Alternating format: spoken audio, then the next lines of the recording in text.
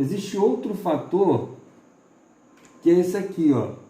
Aqui é a África, que aqui também é algo importante da gente pensar em relação à guerra. A guerra está acontecendo na Europa, mas a guerra também está acontecendo na África. Por quê? Da mesma forma que eu falei da questão econômica, que os motivos, um dos motivos da guerra é a questão econômica, por espaço no mercado, no consumidor, você também tem uma guerra aqui, ó. Se você reparar, você tem os países europeus dominando cada parte aqui da África. O que isso significa? A África está tomada pelas potências europeias. É o que nós chamamos de neocolonialismo. Por que neocolonialismo? O novo colonialismo, né? Porque a gente se lembrar, nas grandes navegações houve o primeiro colonialismo, onde as nações europeias tomaram conta da África, onde geraram muita questão da escravidão, vendendo escravos para a América.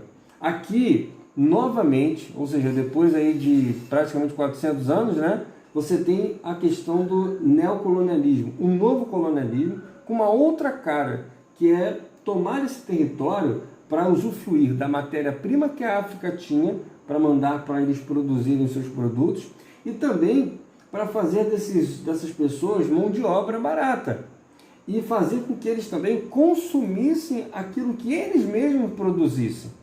Então é um cenário onde os europeus eles estão explorando completamente, eles estão realmente preocupados com a questão econômica da coisa. E aqui você vai ter, por estar se espalhando aqui territórios dominados pelos europeus, você tem vários conflitos, que além de conflitos na parte da Europa, você tem conflitos na própria África. E aí quem são os soldados? Os próprios africanos. Muitos africanos são levados a entrar em guerra por causa da Europa.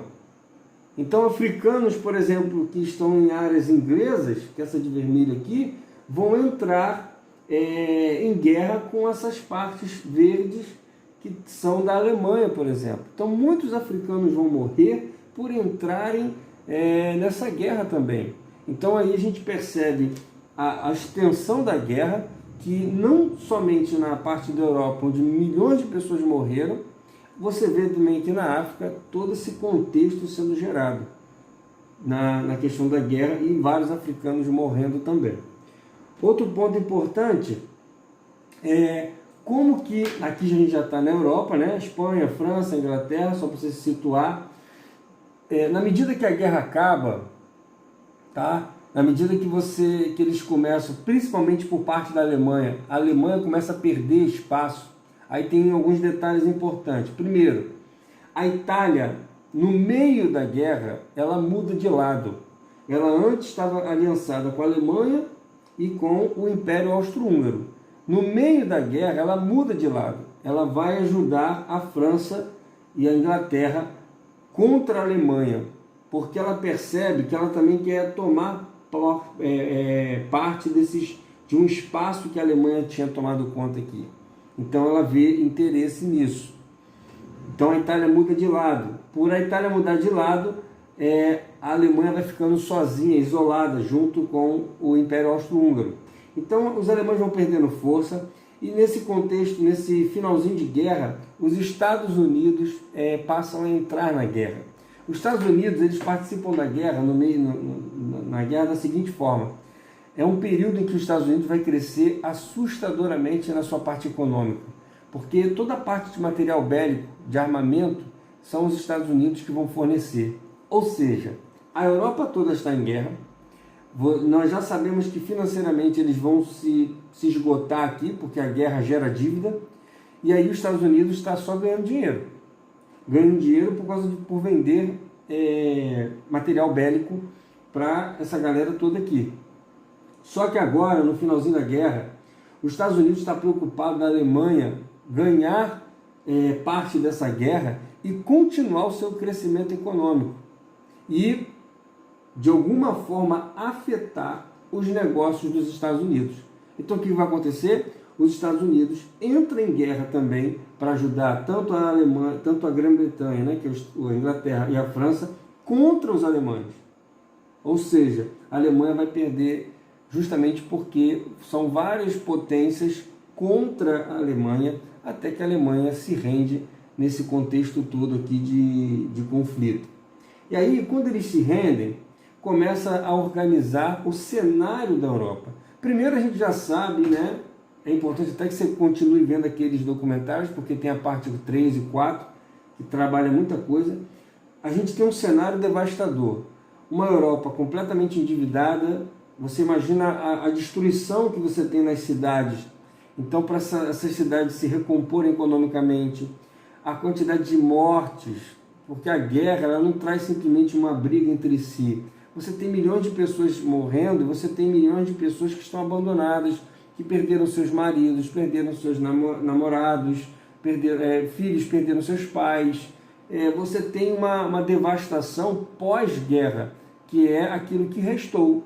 Uma Europa completamente em crise financeiramente, que agora se vê numa situação complicada, mas que vão começar a se organizar. O primeiro ponto que se organiza é a parte territorial. A gente já percebe aqui, ó, aonde você tinha o Império Austro-Húngaro, você já não tem mais. Você está dividindo aqui a Tchecoslováquia, Hungria, Romênia, Iugoslávia, ou seja, está tudo mudado aqui.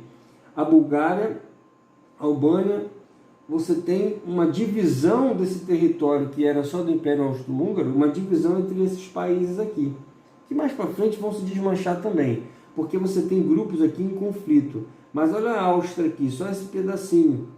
Ou seja, aquele Império Austro-Húngaro se desfaz e você divide isso aqui em vários pequenos países. A Alemanha perde a Lorena da França, a França retoma. A Alemanha perde muitas, essas partes todas aqui, essa parte toda que a Alemanha perde.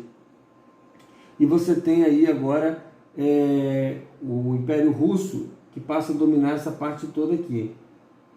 Ou seja, há uma mudança geográfica no mapa europeu pós Primeira Guerra Mundial. Tá? Uma coisa importante, a Alemanha, ela depois de uma reunião no Tratado de Versalhes, você tem uma reunião para saber o que fazer com a Europa, quem era culpado por essa guerra. A Alemanha passa a assumir toda a culpa. A Alemanha é obrigada a pagar uma dívida como se fosse uma multa por ter causado o problema. Ela se torna culpada por essa guerra e justamente toda essa condenação em relação à Alemanha vai gerar nela uma crise econômica muito grande, porque ela não tem dinheiro para se reerguer. E aí, justamente nesse período, é que vai se começar a criar a ideia de Hitler crescer na parte política, começar a fomentar o seu cenário para a futura guerra, que é a Segunda Guerra Mundial. Isso são cenas do próximo capítulo. Mas só para a gente entender que o final da guerra, ele já começa a mostrar a Alemanha condenando ela como culpada em tudo. E é isso que vai fazer com que Hitler surge diante desse cenário. Então você tem aí, principalmente a França, a Inglaterra, nesse Tratado de Versalhes, acusando a Alemanha dessa forma. E a Alemanha se torna proibida de mexer nessa questão do exército. Quem vai mexer no exército depois é Hitler, justamente cortando esse tratado que foi feito pós Primeira Guerra Mundial. Então, assim a gente percebe a Primeira Guerra Mundial. Ela se destaca principalmente pelo cenário de morte. Milhões de pessoas morreram, uma devastação na Europa, mudança geográfica. Mas só para a gente entender, desde o início das nossas aulas, os motivos que surge uma guerra e o que ocorre aí no pós-guerra, com milhões de pessoas morrendo e uma mudança geográfica. E vamos entender que ainda continuam alguns conflitos nesses territórios aqui, que através da Segunda Guerra Mundial vai mudar novamente. Mas aí nas próximas aulas, quando nós falarmos disso, a gente trata esse assunto. Certo?